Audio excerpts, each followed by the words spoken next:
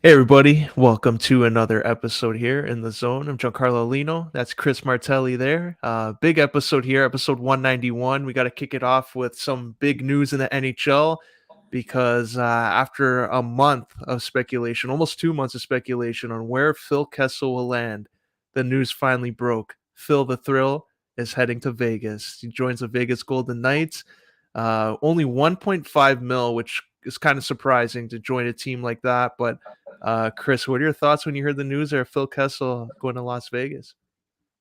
At first, I was very happy for the guy because it's an opportunity for him to show his true colors. Now, everybody that's talked about Phil Kessel talks about the hot dog loving milk bag. This is a guy that's going to break the Iron Man streak. This is a different type of Phil Kessel we've never seen before. The longevity, the consistency of him being healthy is just it's amazing, man. And the fact that a team like Las Vegas, where again they've had injury problems the last 2 years. Leonard's been hurt.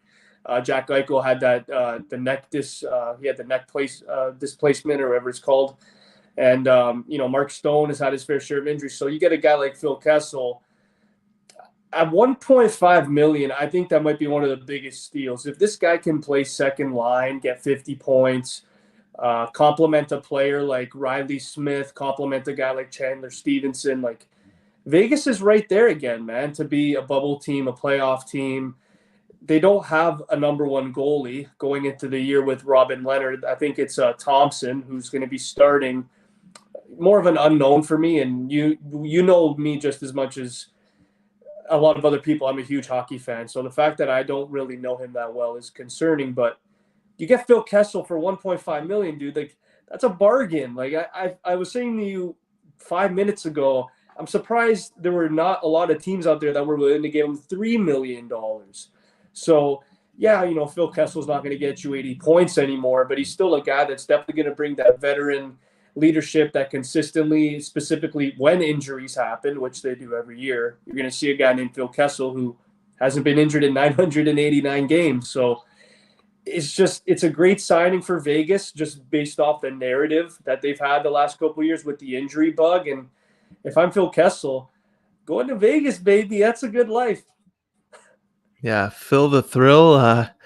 It's only 1.5 mil of salary, but the kind of luck he's had off the ice and that kind of realm there, he's going to hit the jackpot a lot. So I think Literally. he's going to be a fixture there in all those casinos. And Kessel on the ice, I think like him and Eichel, I think that's going to be an underrated partnership. On the power play, he can join in. If Mark Stone is struggling a few times, maybe even put Mark Stone with Phil Kessel, both on the wing with Eichel. I think there's a lot of possibilities there. You have Pietrangelo on the back end, so leadership is there. Phil Kessel, Stanley Cup pedigree, him and Pietrangelo have won. That's 3 Stanley Cups with those guys, and I think this team is going to be sneaky. If you can get a goalie that's a little bit more consistent in net, fill that void, this team's going to be a problem. And Phil Kessel is looking at just some of the posts here, and big milestone for him this year. He's going to break that Iron Man streak because I think it's pretty close and from Arizona. It shows the Leafs game that Vegas is coming for. He could tie the NHL Ironman streak, 989, and then against the Coyotes in that Mullet Arena, 5,000 people, it's 1,000 consecutive games. Do you think he'll finally get that video tribute from the Leafs? I hope so, man. This is a guy that, like I said to you, the most underappreciated right winger the Leafs have ever had. And we've had some underrated right wingers. I can name a few: Nikolai Kulemin, Sergei Berezin back in the day. We had McGillney at the end of his career, but Phil Kessel, man, this is a player. When we got him, he was a huge factor to ticket sales, to marketability for the Leafs. We know the Leafs are always going to be a sold out ticket, but with Phil Kessel and what he was doing back in the day, without a centerman, man, that was just absolutely amazing. And still, the fact that this franchise has the nerve to not give him the proper video tribute to this day, it just baffles my mind, man. He led the team, 5 of the 6 years he was here, or maybe even every year. Just, I don't get it. I think he needs it, though. Yeah, I think just the disrespect there. Like, he's a guy that made this team even entertaining and even a thought of making the playoffs a realistic target. Like some of those years, the guys that were on his line, like Ricard Wallin, you had had Joffrey Lupul, who didn't have the best of reputations with his injuries, and he made him over a point per game. Then, of course, Lupul got injured, but he was productive playing with Phil Kessel. He made Tyler Bozak into a more reliable center, a hot commodity in the league. JVR, the story that he told of Phil Kessel making him a player in GVR. the league. So Phil the Thrill has been around. Versteeg was another one of his line mates. Like everybody seems to be playing better when they play with Phil Kessel. He goes to Pittsburgh, and you would think he would get that video tribute from the Leafs. So for them not giving him that, I think that was kind of disrespectful. But hopefully, Kyle Dubas and everyone in charge give him that when he comes back, because I think he deserves it for this kind of streak. But we'll go on here to some other news. And Chris, we were talking about Brooklyn. KD, like what was going on there? The Raptors were in the mix, Boston was in the mix, Miami was in the mix, Phoenix. He decided to stay, and they said it's a partnership with Brooklyn. So I don't know what the hell to make of that, but he said it's a partnership and not that he's playing for the franchise. Is this a good move for Brooklyn? I mean, for their ticket sales and the way that the team is looking, I'll say yes, but for very short term. I think it's already been what? This is going to be his third season in Brooklyn. The first year he didn't play because of injury, and then last year was a very underwhelming season. I hate to say this and put all this pressure on Ben Simmons, but I think it's really up to Ben Simmons and how he plays and how he progresses as a pro athlete. We've seen like Zion Williamson, we just saw was out for 17 months with an unknown. I guess a lot of people say it was his foot, weight problems. I'm not really sure. I don't really want to get into that, but with Ben Simmons, man, like this is a guy that came in the league, was compared. I hate this, like I don't like saying this, but he was compared to LeBron James coming in. Like, let's be real here. People were saying he's a LeBron James physique with a Magic Johnson passing ability. That is ridiculous expectations coming in, but the guy hasn't been healthy for a while. Obviously, no one should take mental health, casually. If he really does have those problems, I really hope for the best for Simmons, but with the back injuries and a lot of the serious injuries that he's had to overcome, this is a big wait and see for a guy like Kevin Durant, who again is 33, 34 years old. You don't necessarily know in terms of loyalty, man, with KD and Kyrie. This is like a flip the coin. I feel like I'll give you a scenario, Aulino. Let's say by February, they're in 7th place in the Eastern Conference. What do you think a guy like Kevin Durant and Kyrie Irving are thinking? Do you think they're already thinking ahead to the offseason saying, yeah, we're not going to be here next year? Because that's what it seems like it is every year with these two guys. So, again, it's great for the time being that KD is still in Brooklyn, but I wouldn't be surprised if this narrative by next June, it comes right back up again. Yeah, I agree. Because Ben Simmons, like, remember the playoffs? We were talking about him even playing maybe game 3 and game 4. He didn't play either. And it looked like those guys were pretty pissed about that. KD for sure. Like, there were talk of him saying, like, you know what, Ben Simmons let the team down there. And I think after that, KD's whole mindset, something happened because it looked like he wanted out, especially when the Kyrie stuff was happening. But I'm with you there. Like, I think if this team isn't in the top 4 by January, I wouldn't be surprised if they're looking at the trade deadline because it's an NBA, and we saw with James Harden, he gets traded around that time to Philly. They do that deal when that's a team that had a big 3. So I would not be surprised if KD is lurking around and looking at the standings a little closer than usual to say where his next destination will be.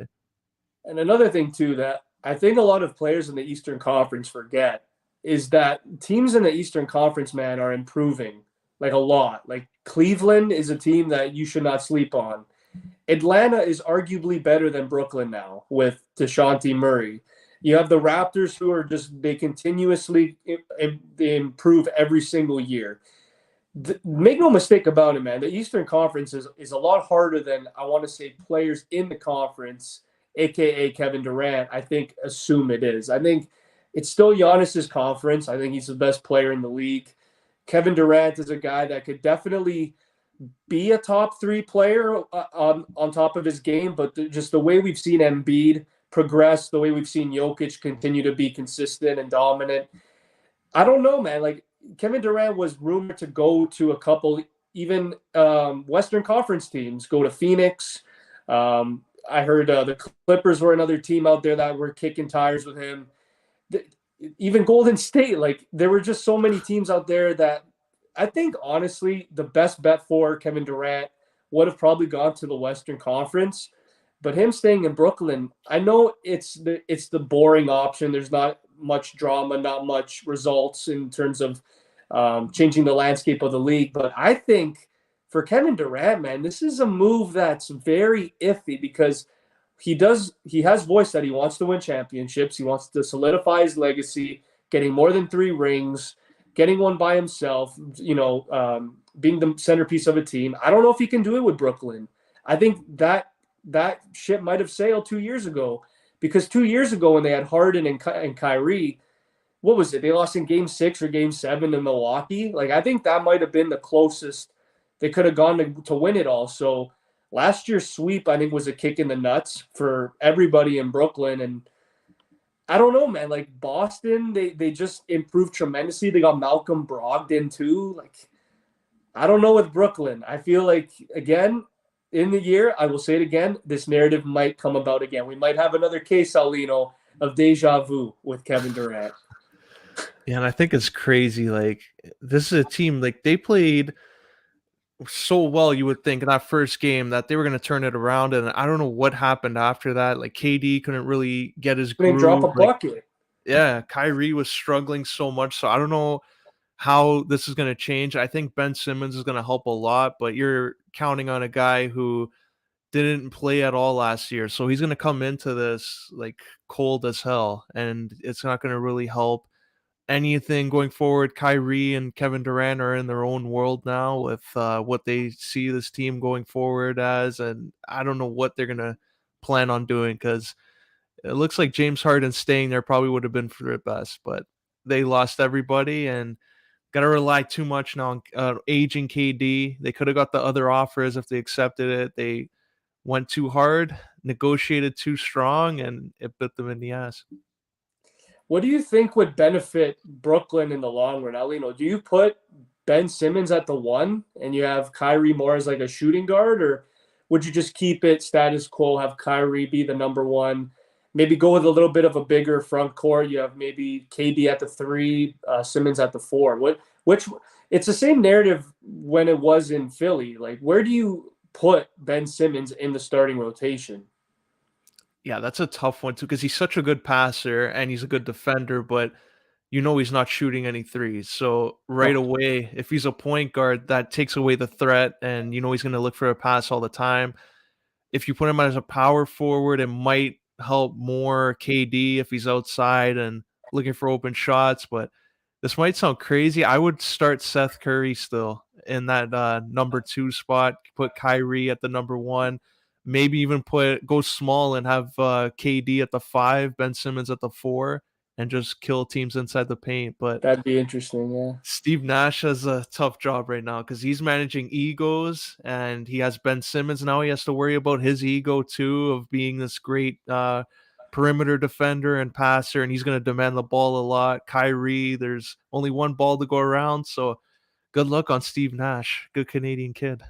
And I felt so bad for him, man, when there was so much pressure on him, 2 weeks ago, saying, yeah, like, this guy might be fired. It's like, it's not really his fault. He had a lot of off-court shenanigans to deal with. He had to deal with Harden. He had to deal with Kyrie and Katie being very unhappy at a certain point in the year. So Sean Marks and Steve Nash are to me personally, they are not the problem. I think they've done a hell of a job with the circumstances given. But Aulino, I got to ask you this question because there was a really good player on that team last year that didn't play at all, and he's a really good shooter, and his name is Harris. Joe Harris is going to be back in the lineup full time next year. I'll name you 3 players because I want to just quickly cancel out the stars at this point because that's all we talk about. Simmons, KD, Kyrie. Let's forget about them for a second. Out of these three players that I'm going to mention to you, which one do you think would be the biggest X factor for success next year? Seth Curry, Cam Thomas, who we've seen be an absolute bucket, or the returning Joe Harris? I would have said Joe Harris if it wasn't such a bad injury. Like he missed a lot, and like just to get his form back, I think would take a lot to even get back to where it was before. But I'm gonna go with Seth Curry. I just like his journey to the NBA, and he had to work hard to get there. And it wasn't like Steph Curry where he's just highly touted pick. He stuck with his shooting, and it got him to the situation. And he had some big moments there in the playoffs. So I'll go with Seth Curry in a full year, full off season with this team, working with Steve Nash. I think this could be their X factor. And eventually, when they do trade KD, because I don't see him staying for the full year, I think Seth Curry is going to be like that third option to get points for the team. Yeah, and another thing too, I agree with you with Seth. I would have said Seth too. It's just for a guy like Seth Curry to go in the lineup, and when his shot is going, it just relieves so much pressure from a Kyrie Irving, Kevin Durant. Let's say they're getting double teamed. We saw in the postseason that one game, Kevin Durant had more turnovers than points scored. Like that's a stat that should never ever be a thing with Kevin Durant. So when Seth Curry is on his game, let's say he goes a game, Aulino, 5 of 8 from 3, shooting lights out, they win by maybe 5. Without Seth Curry, they're not winning that game. So I do agree there. I think Seth Curry is an absolute X factor. And looking back at that Harden trade, I don't know if Philly, I don't know if they won that one in the long run, man. You're getting rid of a guy like Seth Curry. That's a tough pill to swallow. And we know how great James Harden can be. He's a great facilitator. If he gets his health and his cardio back to that elite level that it was at in Houston, maybe we could see him average 25 again, but he doesn't have that explosiveness anymore. I don't know if he can get about 23 points per game, but still that facilitating maybe evens out Seth Curry shooting. But Seth Curry, I agree, absolute X factor for Brooklyn. There was another trade too. Speaking of X factors, Beverly and Russell Westbrook are supposedly going to be teammates now. Westbrook can obviously be bought out or traded by the time this podcast is over, but Beverly's going to the Lakers, and what surprised a lot of people is all of a sudden the Lakers are willing to trade Horton Tucker. When Kyle Lowry was lurking in trade discussions, they were kind of saying, you know what, no, he's our untouchable, and now they trade him for Patrick Beverly. Did they make the wrong move not traded for Lowry when they had the chance? This is an emergency trade, I can tell. This is something where you look at Pelinka and it's like, we need to bring a true leader into this locker room. You know, Carmelo Anthony, unfortunately, it looks like he's not coming back to the Lakers. Dwight Howard, I think, is gone too. So they bring in Thomas Bryant, who's a young center. Like Russell Westbrook, I think, honestly, Aulino, with this trade, I think it's a foregone conclusion he's not a Laker. You can't have Beverly and Westbrook on the same team. There's no way that's a thing. Just the amount of feuds that those two have gotten into. It's one thing to have maybe KD and Westbrook link up again because of how great their legacies kind of intertwine with each other. But with Beverly and Westbrook, they hate each other. Like that's like having Rondo and Chris Paul on the same team. That's just not working out. So I think I'm going to make a prediction, Aulino. Call me crazy. I think the way that the Spurs got rid of DeJounte Murray and Lonnie Walker, I think Russell Westbrook, if he really wants to have that, astronomical bet on yourself type of year, I think him going to San Antonio with Popovich in one of his last year's coaching, I think that would be a good option for Westbrook. But you hit it right there, man. Like they trade Talon Horton Tucker, a guy who's under 25 years old, a great three-way scorer. He could score in the paint, the mid, and the three-point. If Donovan Mitchell somehow leaves Utah, Aulino, call me crazy. If we're doing a fantasy league, get Talon Horton Tucker. That guy might be averaging 18 and 19 points a game next year. So again, they have Lonnie Walker off the bench. They have a couple pretty decent guys off the bench, the Lakers this year, but make no mistake about it. trading arguably one of your most up-and-coming players for Patrick Beverly, it's not it for me. It's not it. Do you think Westbrook is going to push hard for a mutual like buyout? Just get me the hell out of there, and then he joins the Clippers with Paul George and Kawhi, which they were trying to get the Raptors to do a few years ago. If Russell Westbrook goes to the Clippers, you already know we're going to see another Westbrook for John Wall again. No, but it's up to, I know Ham, the new head coach, is a big Westbrook fan. So I think if it comes down to the coach, I don't see Westbrook leaving. But again, I've said this so many times, Aulino, this is a player-dominant league now where all the players have the say. They have most of the say. They could say, hey, Rob, I want to get out of here. Please respect my wishes. I want to move on. I think he'll have a trade in a week tops. So whether he goes back to OKC now with Holmgren out for the year, whether he goes to San Antonio, I think regardless, I don't see Westbrook really thriving in LA. And that's no knack to Beverly. I think he's a great leader. It's just I wouldn't trade Horton Tucker for a 10-point per game type of player. It's just not it. And I guess their expectations, like Beverly, is he moving the needle for this team? Like, what is he going to offer, you think, to the Lakers?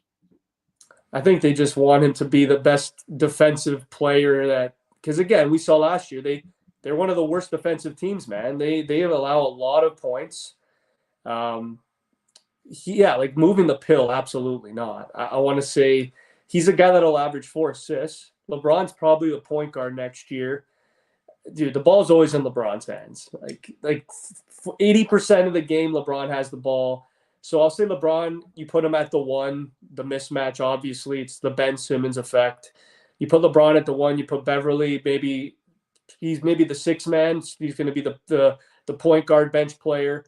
But other than that, man, I don't see a lot of like successful structure around Patrick Beverly. To me, that's the biggest question mark is why would you trade a guy in Talon Horton Tucker who's been with LeBron for the last 2 years, 3 years, and just trade him for Beverly? I don't get it. And again, how much confidence is Beverly going to have? He's been traded twice this offseason. Like, you know what I mean? Imagine he went to the team. He went to the team and they're like, yeah, you know what? We've got you. Nah, we're going to trade you again. Sorry about that, man.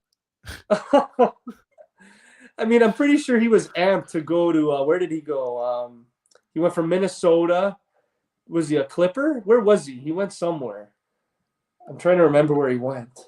It's not coming to me right now. Yeah, he's been traded so many times. You almost lose track.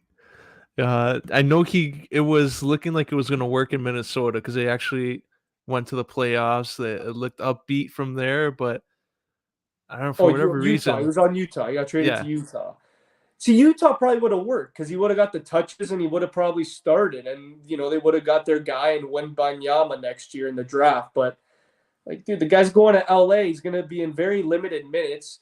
It's bad enough that Beverly's vocal as hell. So, like, this could be really bad, man, honestly. It could be a bad fit. Speaking of bad, transition now to AEW, where it looks like it is getting bad. It's getting bad. What's happening there, but Jon Moxley squashed CM Punk like he was Goldberg, and he's now the undisputed champ. There's all these reports of behind the scenes of CM Punk. What are your thoughts of all this? Like, are they prepping for a CM Punk heel turn, or are things just bad in AEW right now? That's best case scenario. If that was all just for a CM Punk heel turn in a couple weeks, that's a huge risk because you're doing it at a very. It was marketed, that match. So we'll say that match was heavily marketed. 2 titles on the line, kind of like what happened in SummerSlam 2011 with Punk and Cena. Same ordeal, you know, very marketed. And you have a guy like Jon Moxley and Punk who do have that history, and then to go out there and put on a match like that, just I don't know. That to me, that was one of the biggest disappointing title matches I've seen in a very long time. And no knack to Moxley. You know me, Aulino. I'm not the biggest Moxley fan, but that match could have been a lot better. A lot better. Even if you were trying to get the message across of Punk is still injured and not fully healthy, you could have gone, I think, a much better direction. He goes up for a kick and hurts his knee or foot, whatever it was, and then just ends him within 2 to 3 minutes. I don't know. You probably have a better understanding of me. What do you think about this whole thing? Because to me, I don't think it really benefits Moxley that much. Yeah, I'm with you. I think it was kind of odd the way they did it too. It wasn't the main event. I think if they wanted to go with that shock factor of wow, Moxley just beat him in like 3 minutes, I think they should have had this as a final segment. Maybe do this at like 9:45. Everyone is expecting this match to go like 20 minutes and end the show at like 10:05. But this happened right at 9, and then they ended the show with a six-man tag, which was kinda odd. Like, this is the undisputed world title, and, six-man tournament title is, taking precedence on that, so I think it would have had a more impact if they did that later, but, like, I'm with you. I don't think this really serves anyone, and I already just saw here on Twitter, I pull it up here, that the rematch is happening at All Out, so like, are you expecting if CM Punk doesn't turn heel or anything happens there, will you be disappointed in this? Absolutely. I think this is going to be a setup for Aulino. I'll ask you this: do you have him turn heel before the match starts, like for the build-up, or do you have it more of like a Daniel Bryan 2018, like mid-match, low blow, something underhanded to get the title back? And I don't know if I, the tough thing with Punk, Aulino, is everyone's going to cheer. There's always Yeah. some people that are going to cheer it. It doesn't matter, heel, face, tweener, it doesn't matter. But in this instance, the way that they built this match, especially with Moxley squashing Punk and flipping him off and all this stuff, I just feel like it didn't benefit Moxley at all. If this was a thing where Moxley wasn't coming off holding the belt, coming in, maybe having a streak, going like 9 in a row winning, then maybe I would have seen Moxley as more of a threat moving forward. But now with Omega back and Ospreay now being there off and on, and Hangman Page is always going to be in the mix, and even a guy that's not even on TV who I think is going to hold it eventually, an MJF. I just feel like the CM Punk heel turn, it does have a really high ceiling, but with Jon Moxley holding the belts, man, again, I'm not dissing him. I'm not calling him underwhelming. It's just how high of a ceiling does AEW's main event scene have with Moxley holding both belts? I don't know. Yeah, I think the timing's weird too. Like it's in Chicago All Out again, so obviously, like if he does turn heel, I don't think the crowd would even care or they'll know No, about it. Like they're still gonna cheer him regardless. So I think Moxley maybe they should have teased as a heel, and then after All Out, maybe on the Wednesday when they have Dynamite, that's when CM Punk could turn heel and start something. But I think they're backing themselves in a corner here, and hopefully it leads to something positive, but it's just odd that CM Punk and Moxley already have a match, and then literally a week after, they're gonna have their all out main event, which is like their biggest show of the year, with the rematch of something that happened on free TV. So I don't know how they're gonna book themselves out of this one. I heard a rumor. Now, I don't know if this was true or not. I heard that Moxley was the guy that pitched the idea of having the match before it All Out. And I feel like Punk he wasn't accepting of it. I think he wanted to wait a bit, and maybe it was him being petty, saying, "Yeah, I can't okay, like I'll do this match, but it won't be more than 5 minutes. Like I don't want to be out there for long, risking an injury." And then I assume it's all kayfabe. I don't think he's actually hurt, but if he is hurt, then that's definitely another big problem for AEW. But there's just so many options for me when you look at the just the growth of talent in AEW and the guys that are trying to break the ceiling, kick the door down, whichever theory you want to call it, of breaking into the main event scene. Dude, you have El Idolo, you have Andrade, you have Malachi Black, you have so many guys that really want to be in that spot. And yeah, CM Punk brings the big bucks. It's in Chicago, yada yada yada. He's coming back. He's making a comeback in wrestling. But if you're not going to bring the passion, you're not going to be there for the big time feuds. And these have all been speculations backstage. And you know me, I'm a huge CM Punk guy. But if you're not going to properly go through the process, do you actually deserve the shot here? So I'm really hoping, Aulino, that this is going to be a 4.5-star match at All Out. I'm really hoping it, but because what we saw on Wednesday was that was embarrassing, man.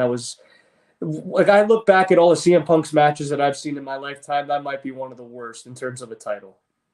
Yeah, it didn't do any favors there. And speaking of one positive or some of the positives from the show, Ricky Starks just comes out. What a That guy. promo, amazing. And a little bit of Ric Flair in there. He just takes off the jacket, just tosses it, goes nuts. And I think they have something here. Like, should they, after this whole matchup with Powerhouse Hobbs, like, if he's not in the main event scene or even the TNT title picture, like, is this going to be a disappointment from AEW? Yeah, absolutely. Unless you put him in a solidified singles feud, like what Omega's in right now. But other than that, yeah, you have to build this guy. This guy's money. And this is another AEW hidden gem, at least for me. Again, I don't know as many guys in AEW as WWE. Obviously, it's still a product I'm learning every day. But seeing his promo and the potential that he has, man, it's high. It's very high. I think he can be a top 10 player in AEW for the next 5 years if Tony Khan wants to invest this time and money into Starks. And Powerhouse Hobbs, I think it's a pretty good first feud for him. I think he's going to go over him easily. You maybe want to call me crazy, Aulino. Would you maybe, with all the momentum with MJF, with the mystery factor with him, do you maybe put Ricky Starks in a feud with MJF to maybe kick off his this singles run for him, or would you have him go up against a guy for the TNT title or maybe Moxley down the line? Because I think him going up against a guy like MJF would be absolutely incredible for his career.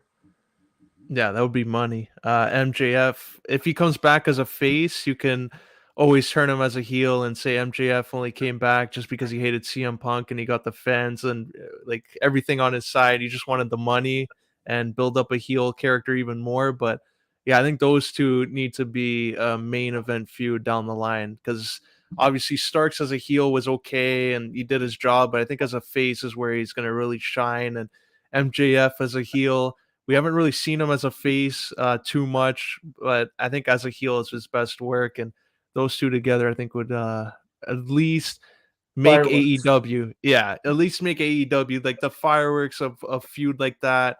It would make them identify like, okay, those are AEW guys, not a WWE guy coming in and building a name with some young up and coming talent.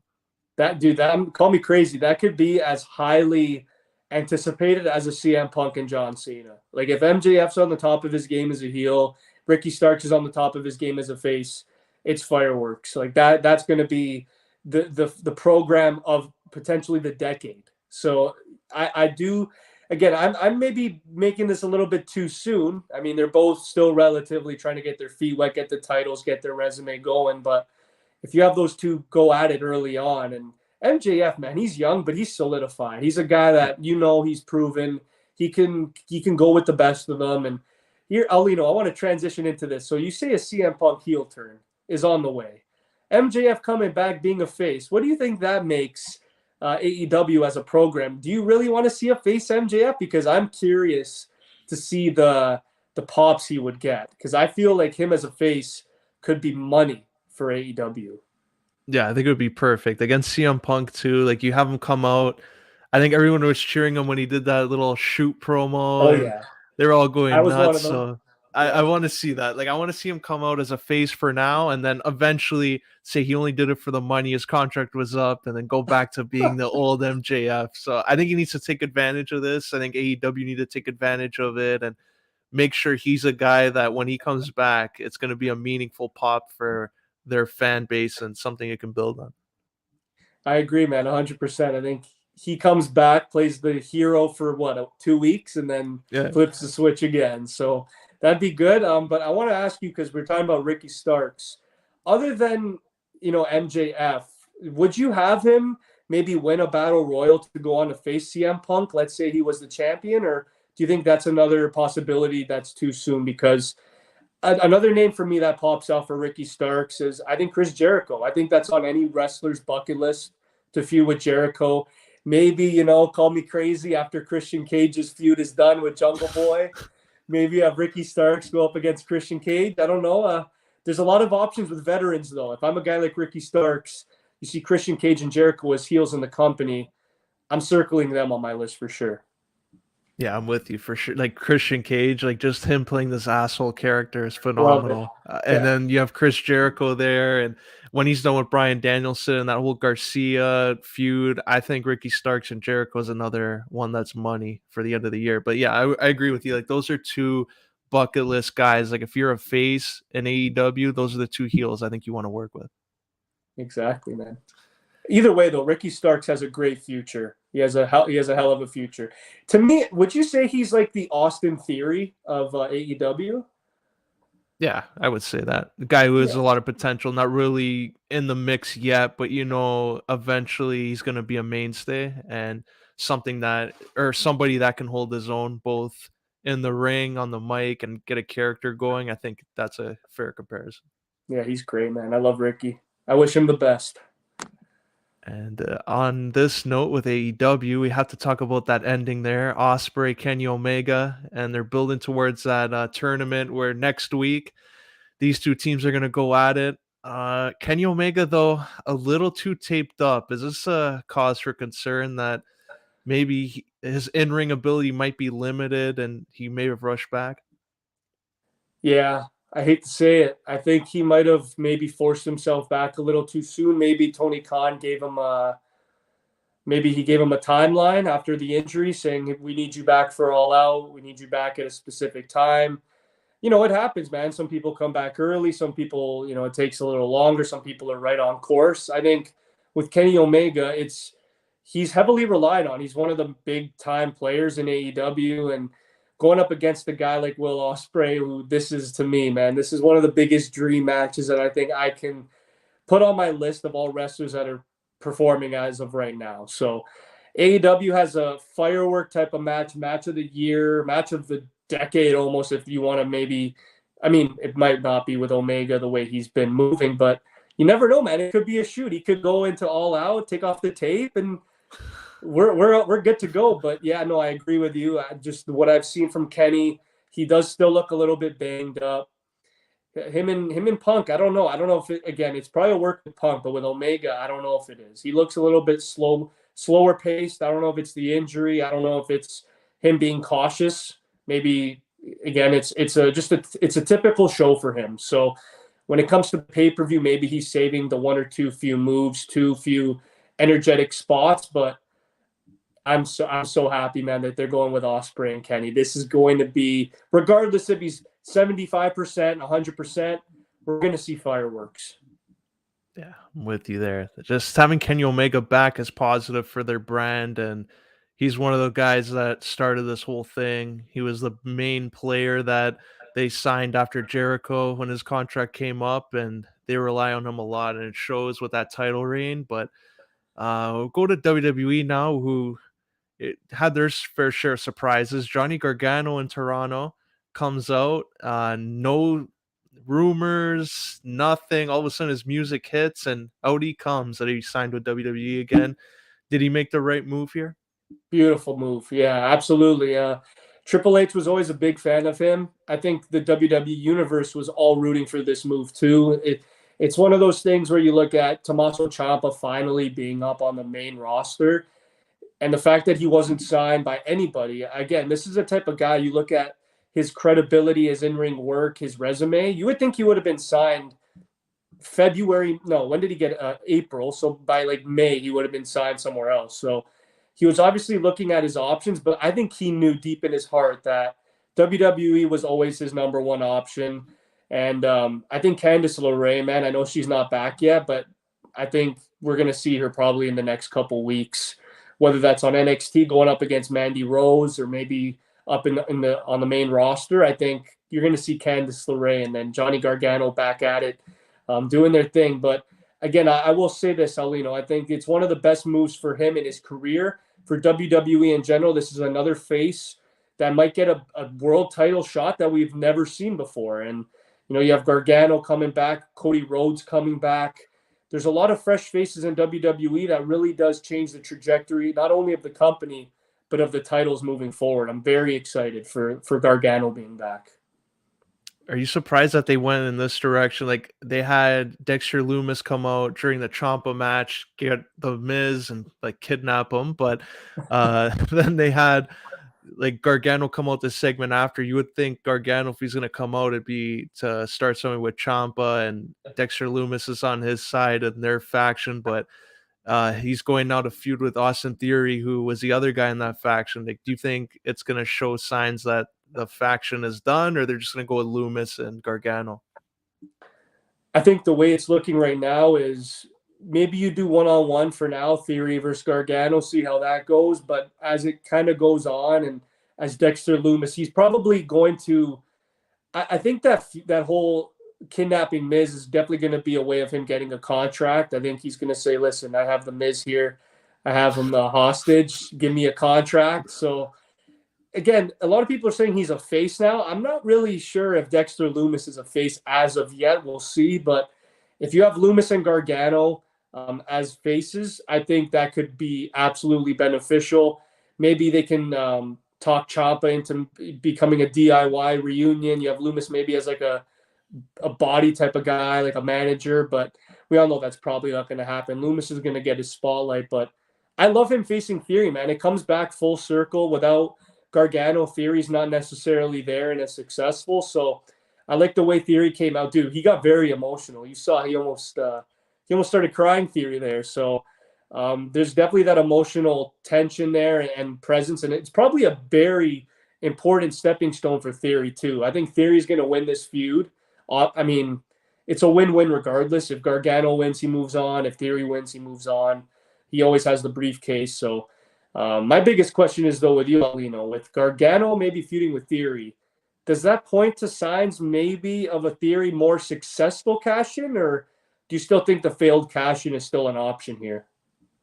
With him now, like, coming in there, and like you said before, fresh faces in WWE and especially on Raw, I think it makes him more likely that Theory cashes in and successful, gets a WWE title, goes to Raw, and we have all these guys. Then Drew can come over and challenge him. You got Gargano now, all of a sudden elevated to a main event spot, and like Theory, it doesn't have to be a long reign, but everyone's going to be focused on that title run. So I think chances are going up now with Theory's Money in the Bank cash in. I love it, man. It's funny too because I was watching the segment and I'm like, okay, this like a month ago, I didn't want Theory winning at all. But now that I'm kind of seeing Gargano come back into the mix, you see Kevin Owens become the prize fighter again. Looks like I think he's a face now. I don't know if it was just a Canada thing. I don't know, but he did go up against Gable and Otis, and the crowd loved it. Papa Powerbomb is back. So do you see, with Kevin Owens maybe even being in the mix? I'm down for Austin Theory winning the money, winning the title, man. I just think it's different. It's fresh. It keeps Drew McIntyre occupied too. So I love it, man. I know Roman Reigns, his reign has been absolutely legendary, but everything comes to an end. It comes to an end eventually. So I think Theory might be the guy to end it for Roman Reigns, especially his WWE title run. Yeah, and especially now too, Roman Reigns re-signed with reduced dates, so doesn't have to do every single live event anymore. Like, I guess they're going to be more selective of when he comes out. So I think that can also be a sign that they're looking at maybe taking one of those titles away. And there's Austin Theory right there, Drew McIntyre, Clash of the Castle. That's another one. And you look at all the guys on Raw that can come up, like Randy Orton eventually is going to return. He can be in that mix. Kevin Owens. So you got an exciting mix over there on Raw. What do you see with Roman Reigns, man, in the future? Like in the next 2 years, do you see him potentially on his way out? Because I'm not really like we have the talent. You have Seth Rollins, Cody Rhodes, who can carry potentially one brand, and you have Drew Gargano and Kevin Owens on another brand, and even Theory. So, what do you think about Roman Reigns potentially departing a little sooner than expected? I think he's going to probably, I wouldn't say like John Cena, where he's going to be in like multiple, like 3, 4 matches and then leave for like 8 months. I think it's going to be something similar like the Randy Orton contract, where it's like, yeah, I'll work these 4, and yeah, you know what? This one, nah, I'm good. I'm gonna stay home. This one, I'm not gonna work this pay-per-view when no one cares about the product, where it starts dying down a little bit, and then he'll come back for the summer. Maybe October, he won't go to that event. Go to Crown Jewel, obviously, get the Saudi Arabian stadium money, get a cut of that, and then after take another month off. So I think out of the 12 months a year, I think it's safe to say he'll probably be in there for 9 of them. I like that. I think that's pretty fair. Another thing I got to ask you, man, before we go off, Dexter Lumis wears all black. This is an interesting take for me. I saw on Sportskeeda, and I also saw on Twitter. Can you see the Fiend coming back and aligning with Dexter Lumis? Imagine, yeah, the new member of the Wyatt family. You have Eric Rowan, Strowman, and you bring Dexter Lumis into the fold. That'd be nice. A nice little change. I mean, he is psychotic. That look, just the axe that he pulls out of his jacket. Yeah.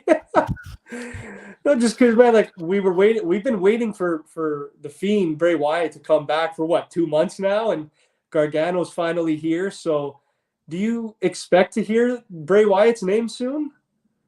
Yeah, I think so. I think Clash of the Castle, they're gonna probably take advantage of that stadium crowd, and I think we'll probably see, if it's not Bray Wyatt and the Wyatt family together, maybe just Bray Wyatt, and then in the next couple of weeks you bring in Braun Strowman and Eric Rowan together and makes even more of a big deal. Sasha Banks is another one that probably we'll see back, and I just think they have to do something at that show, whether it's a title change or a return, like something similar to SummerSlam where they get people talking on social media and boost up like any attention they can get from that. What do you see with Judgment Day at this pay-per-view?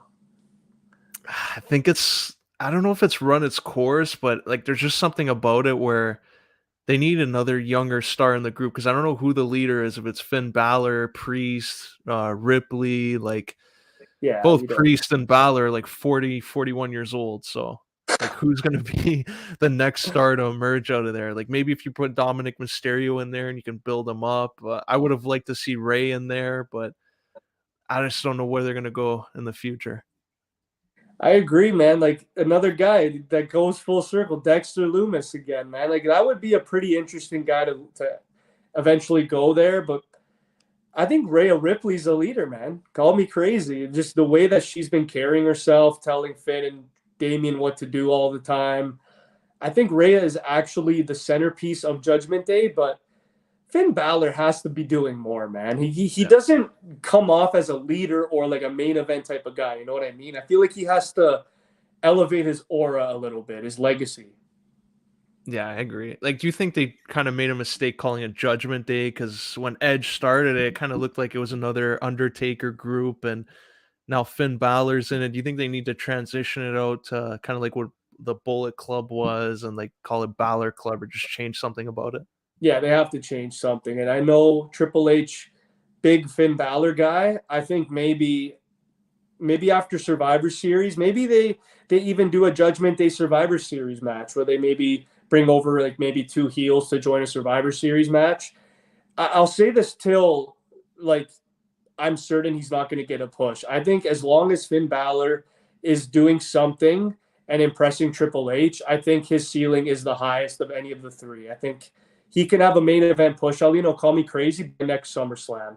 I would not be surprised if we saw Finn in a meaningful feud with like a Seth Rollins again.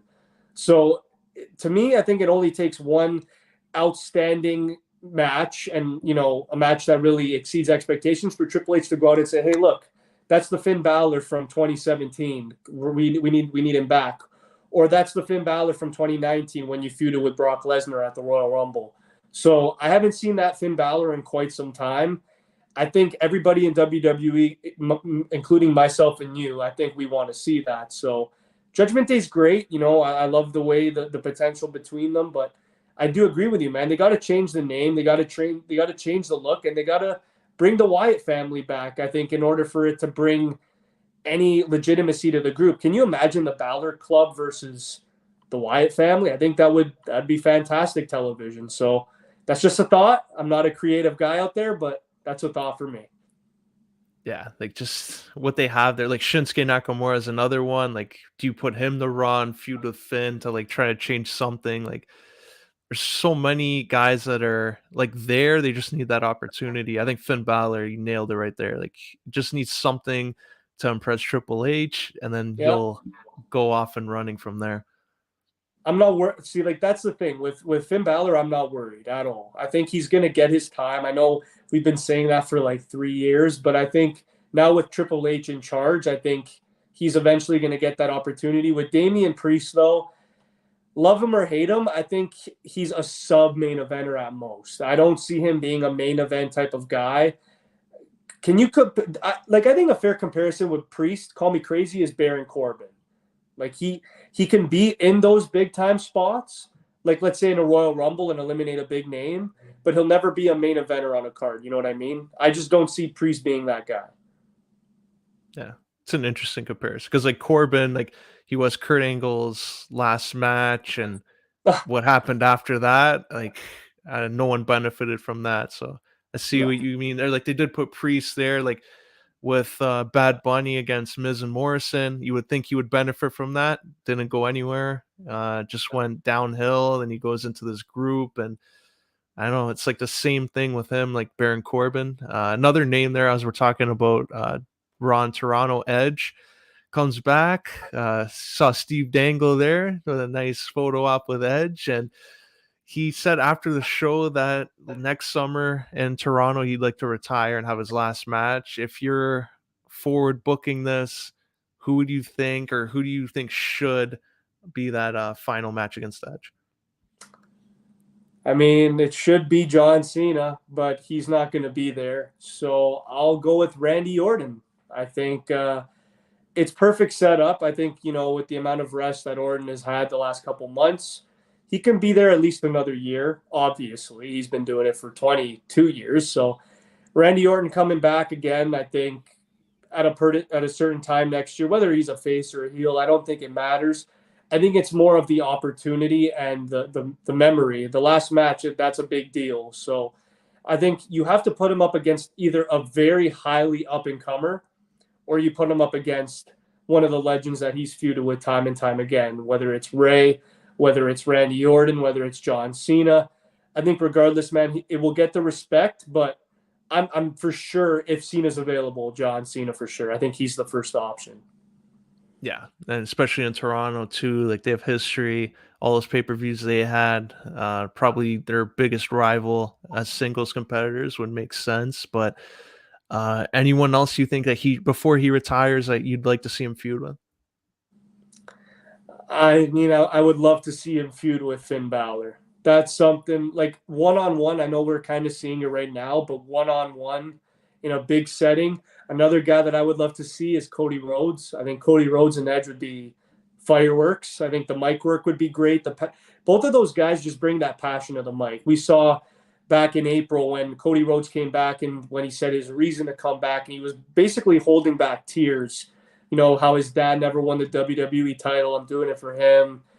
The both like that would just be a passion-driven feud between Cody and Edge, and I think that would be fireworks. So I'll go with Finn and Cody, but there's a number of guys out there that I would love to see Edge feud with. Yeah, I'm with you there. Well, on that note, we'll wrap it up here with that. Keep it with Edge, and next week we'll find out who is a favorite going into that Clash of the Castle pay-per-view, which is going to happen on Saturday, next Saturday. So a lot to look forward to there. And All Out, we'll find out more about that 6-man title scene, and if Kenny Omega is still looking strong. But that's episode 191, and we'll see you guys next week.